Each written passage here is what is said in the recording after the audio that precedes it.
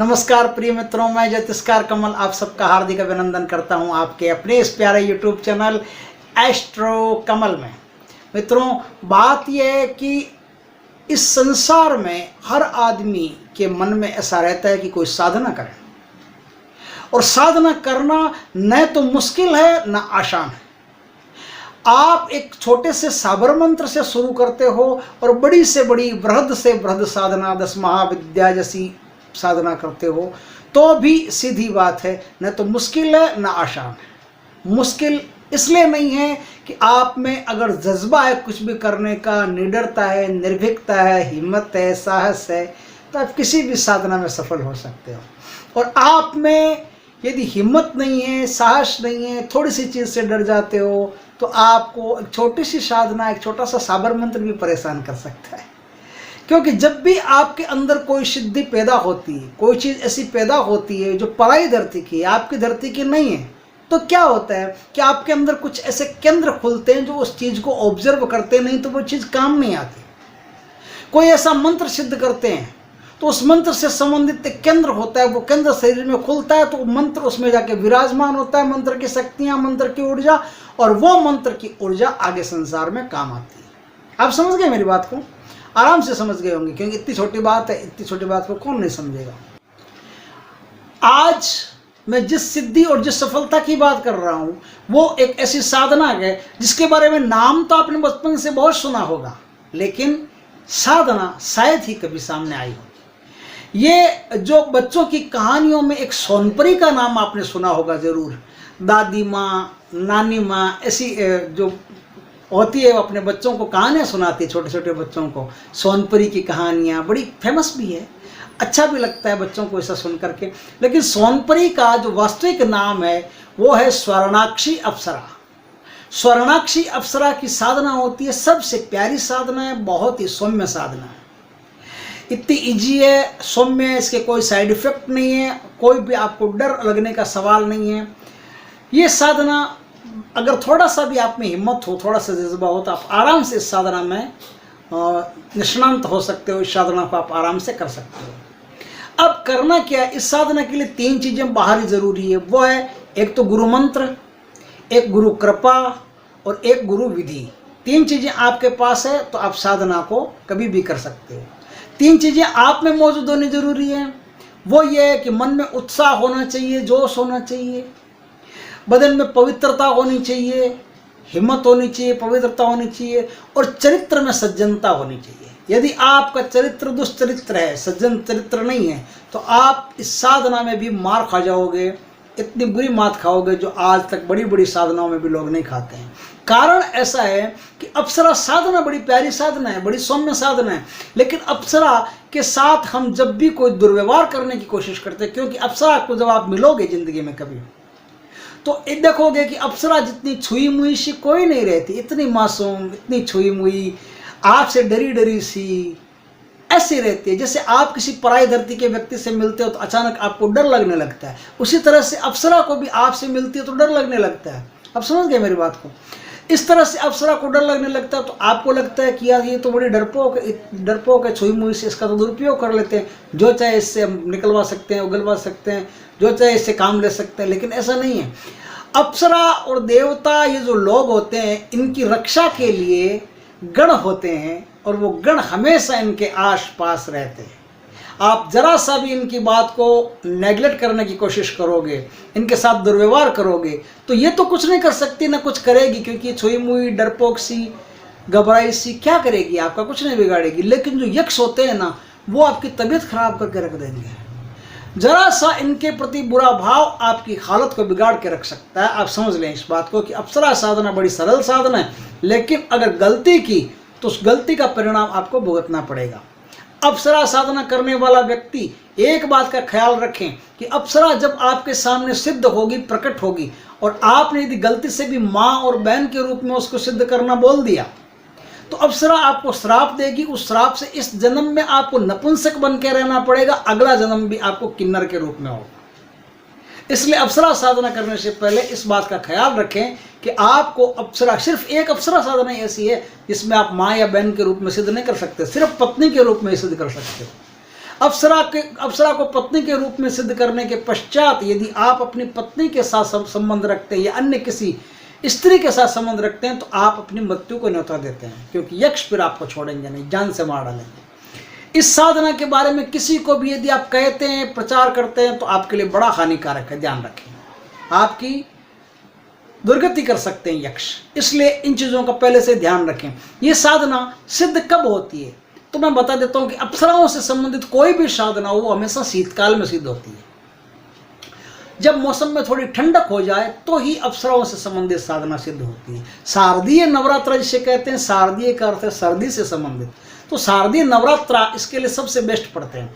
अब यदि शारदीय नवरात्रा यदि आपको चूक गए, आप शारदीय नवरात्रा में नहीं करना चाहते, तो अश्विन मास में, ये जो अभी मास चल रहा है, अश्विन मास चल रहा है, अश्विन मास में शुक्ल पक्ष में जो चतुर्दशी आती है, वहां से लेकर के कृष्ण पक्ष यानी कार्तिक के कृष्ण पक्ष की अमावस्या तक 1 महीने की 31 दिन की यह साधना होती है। अलग अलग है दोनों में थोड़ा थोड़ा फर्क है, लेकिन आप यदि नवरात्र में करना चाहते हैं तो अभी नवरात्र में आपको बता देता हूँ, आप यदि करेंगे तो आप बहुत बढ़िया रहेगा आपके लिए। अप्सरा की साधना में एक चीज जरूरी है, आपको इस अप्सरा की साधना में एक चीज जरूरी, आपको हर चीज सफेद रंग की चाहिए। सफेद रंग की का मतलब है कि आप आसन बिछाओ तो आसन आपको सफेद रंग का चाहिए, फूलों की माला हो तो सफेद फूलों की माला चाहिए, चढ़ाने के लिए पुष्प हो तो सफेद पुष्प चाहिए, चढ़ाने के लिए प्रसाद हो तो सफेद प्रसाद चाहिए, सफेद गाय का घी चाहिए दीपक जलाने के लिए, सफेद धूप चाहिए। अगर गूगल का भी आप धूप लेते तो उसमें केसर वो मिला करके फिर धूप आप बनाएं, उसका बढ़िया रहेगा। इस प्रकार की धूप चाहिए। और गोपी चंदन का जो तिलक होता है, गोपी चंदन पीला भी होता है सफ़ेद भी होता है, आपको पीला छोड़ देना, सफ़ेद देख के गोपी चंदन का तिलक चाहिए। तो इसमें जो कुछ भी चाहिए टोटल चीज़ें है ना सफ़ेद रंग की चाहिए। अब सफ़ेद रंग की अच्छा माला कौन सी चाहिए, स्फटिक की माला चाहिए सफ़ेद रंग की, हर चीज़ सफ़ेद रंग की होगी। जितना कमरे में भी यदि सफ़ेदी पुती हुई होगी, सफ़ेदी होगी तो ज़्यादा बढ़िया रहेगा। अब आपकी साधना का मुहूर्त, नवरात्रा प्रतिपदा प्रथम दिन से आपको रात्रि 11:15 बजे से इस साधना को शुरू करना पड़ता है और 108 माला आपको जपनी पड़ती है। इससे पहले आप गणेश का पूजन करें, माता अंबिका का पूजन करें, शिव जी का पूजन करें, आप षोडश मातृका का पूजन करें, नवग्रह का पूजन करें। इसका पूजन होने के बाद में आप अपने घर के देवी देवता जो आपके होते हैं उनका पूजन पहले कर लें कि मैं साधना कर रहा हूँ, मुझे किसी प्रकार की बाधा नहीं आए, मुझ पर कृपा करें। अब उनकी पूजा एक ही दिन होगी, बार बार उनकी पूजा करने की आवश्यकता नहीं। आपको वहां बैठना है जहां कोई भी प्रकार के देवी देवता की मूर्ति, फोटो, चित्र ऐसा कुछ भी नहीं हो। आपको उस कमरे में बैठ करके अपनी साधना करनी है जहां देवी देवता की फोटो, चित्र वगैरह कुछ भी नहीं होना चाहिए। आप समझ गए मेरी बात को। आगे आपके गले में कोई प्रकार का ताबीज, कोई गंडा, कोई कमर पे बांधने का ताबीज, कोई लॉकेट देवी देवताओं का, ऐसा कुछ भी नहीं होना चाहिए। आपका शरीर बिल्कुल ओपन होना चाहिए जिसमें कोई भी प्रकार का गंडा ताबीज नहीं हो। आपके पहनने के लिए सफ़ेद धोती होनी चाहिए, ओढ़ने के लिए सफ़ेद अंग वस्त्र चाहिए। 2 वस्त्रों में आपको साधना करनी है। साधना आपको उत्तर दिशा में मुंह रख के करनी है, इस बात का आपको ख्याल रहे। उत्तर दिशा में मुंह रख के आप साधना करेंगे। देवी का आह्वान करने के बाद, अप्सरा का आह्वान करने के बाद आपको 108 मनकों की माला से 108 माला का जाप करना है। उसमें आपको 3 घंटे लगे, 5 घंटे लगे, ये आप पर डिपेंड है कि आप कितने समय में उसको करते हैं। अब क्या है, ये आपकी साधना तो यहाँ से शुरू हो गई। इस साधना में क्या डिफिकल्टीज आ सकती है वो मैं आपको पहले बता देता हूँ। इस साधना में कोई बुरी चीज़ नहीं आएगी, लेकिन आपको हमेशा निर्भीक रहना है, निडर रहना है, साहसी रहना है, दबंग रहना है, हिम्मत रखनी है। बात यह है कि कोई छोटी सी चीज़ आप ऊपर से तो कोई नहीं आएगी, अध्यात्म क्षेत्र से कोई चीज़ आके आपको डिस्टर्ब नहीं करेगी, लेकिन एक चिंटी भी आई, एक चूहा भी कहीं खड़का तो आपको लगे कोई भूत प्रेत नहीं है, कुछ ऐसा नहीं है, कुछ ऐसा नहीं है। तो कुछ ऐसा नहीं होता है, कोई विघ्न नहीं आएगा। आपको शांत रहना है और शांत रह करके इस साधना को करना है, निडर रह के। 7 दिन जब आप साधना कर लोगे तो 8वां दिन आपके लिए नहीं, सॉरी 6 दिन आप साधना कर लोगे तो 7 और 8 ये 2 दिन आपके लिए थोड़ी सी परीक्षा देने वाले हो जाएंगे। इसलिए हो जाएंगे कि आप इस साधना को करोगे तो आपके कमरे में एक सफ़ेद रंग का मधुर मदहोश कर देने वाली हवा वाला धुआं आएगा। उस धुएं में आपको मदहोश हर हालत में नहीं होना है, आपको अपने पर संयम रखना है, इग्नोर करना है। ज़्यादा से ज़्यादा आपको कोशिश करनी है कि आपकी माला पूरी हो जाए, बस। दूसरी बात, 8वें दिन आप जब करोगे तो हो सकता है 7वें दिन आए, हो सकता है 8वें दिन आए, आपको घुंघरुओं की आवाज आएगी और ऐसा लगेगा कि कहीं कोई नृत्य हो रहा है, बड़ा भारी नृत्य हो रहा है और बड़ी सुंदर नृत्य हो रहा है। ऐसा कोमलांगी नृत्यांगना आपने आज तक नहीं देखी होगी, ऐसा नृत्य आपने आज तक नहीं सुना होगा। उनके घुंघरुओं की आवाज में बड़ी लय होगी, बड़ी ताल होगी और ऐसी थिरकन होगी कि आप सुनकर के मदहोश हो जाओगे। ध्यान रखना, ये सब आपको सम्मोहित करने के लिए होता है। जो अप्सराओं के, परियों के नृत्य की आवाज़ आती है, वो नृत्य की आवाज़ जैसे कोई टैप रिकॉर्डर होता है, वो रिकॉर्ड करके रखती है, आपको भी रिकॉर्ड करके आवाज़ सुनाई जा रही है।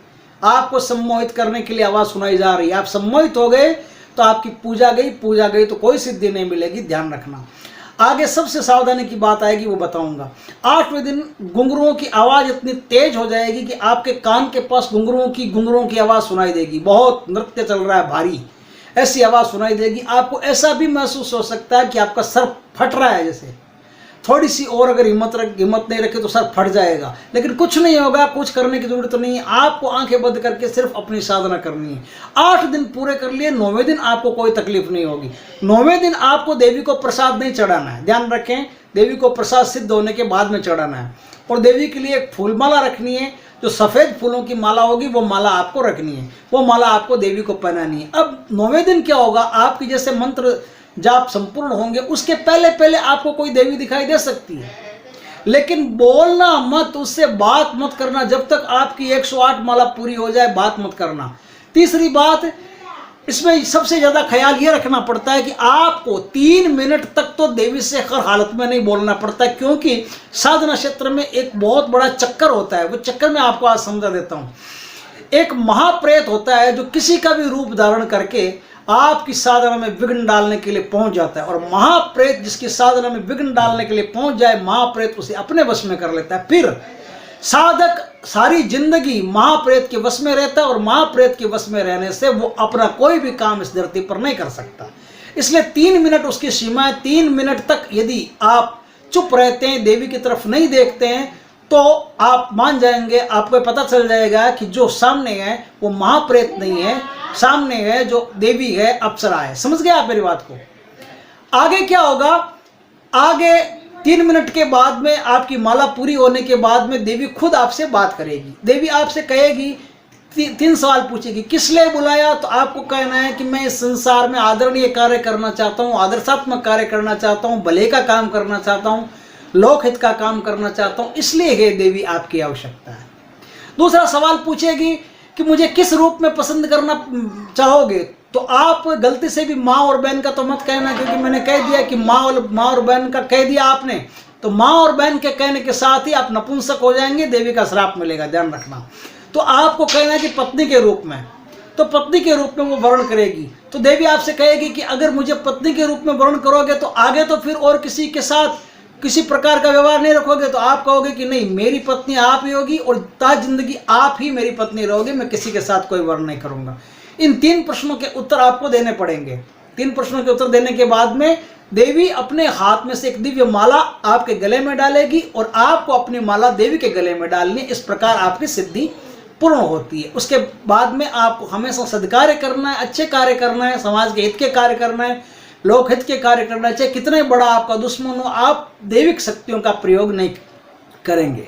कितना ही बड़ा आपका कंपटीटर हो, आप उस पर दैविक शक्तियों का प्रहार प्रयोग नहीं करेंगे। आपको हमेशा नेकी के लिए काम करना, इस बात का आप हमेशा ख्याल रखें। आपकी सिद्धि हमेशा मौजूद रहेगी, मजबूत रहेगी और हमेशा आपका साथ देगी। वैसे अप्सरा साधना की जो बात होती है, अप्सरा साधना ज़्यादा समय तक आदमी के साथ नहीं रहती, क्योंकि 3 साल के बाद में अप्सरा साधना शिथिल होने लगती है और एक दिन पूरी शिथिल हो जाती है। विश्वामित्र जी के अलावा कोई भी ऐसा कैंडिडेट नहीं है आज तक का जो 3 साल से ज़्यादा अप्सरा साधना को अपने पास में रख पाया हो। फिर भी कोई बात नहीं, 3 साल में भी अगर आप वापस करते हैं 3 साल बाद में, तो आपको वापस मिल जाएगी। अगर आप बुरा बर्ताव करते हैं तो फिर कभी नहीं मिलेगी ज़िंदगी में। तो इस बात का आपको हमेशा ख्याल रखना है। अब आपको इसका मंत्र नोट करना है। मैंने पूरी विधि बता दी, अब आपको इसका मंत्र नोट करना। अच्छा, इसमें जो यंत्र आएगा, अप्सरा साधना में जो यंत्र आएगा, वो यंत्र आपको कच्चे चावल की, कच्चे चावल मतलब एतोप चावल, एतोप चावल होता ना, उनकी डेयरी बना करके उस एतोप चावल की डेयरी पर सफ़ेद कैनवास में आपको उसको मंडवा करके, फ्रेमिंग करवा करके फिर स्थापित करना पड़ेगा। और अब आप इसका मंत्र सुने। मंत्र यह है, ओम ह्रीं आगच्छ गच्छ शरणाक्षी अप्सराय नमः। ओम ह्रीं आगच्छ गच्छ शरणाक्षी अप्सराय नमः। इस प्रकार का ये मंत्र है। इस मंत्र का आप प्रयोग करेंगे, इस मंत्र का प्रयोग करके आप सिद्धि को अर्जित करेंगे। वीडियो अच्छा लगा हो तो लाइक करें, कमेंट करें, शेयर करें, और यदि आप पहली बार इस चैनल पर आए हो तो चैनल को सब्सक्राइब करें। पास में जो बेल आइकन का बटन है वो दबा दें, ताकि हमारे ज्ञानवर्धक जानकारी पूर्ण वीडियो तुरंत आपके पास पहुंच सके। जय श्री कृष्ण प्रिय मित्रों।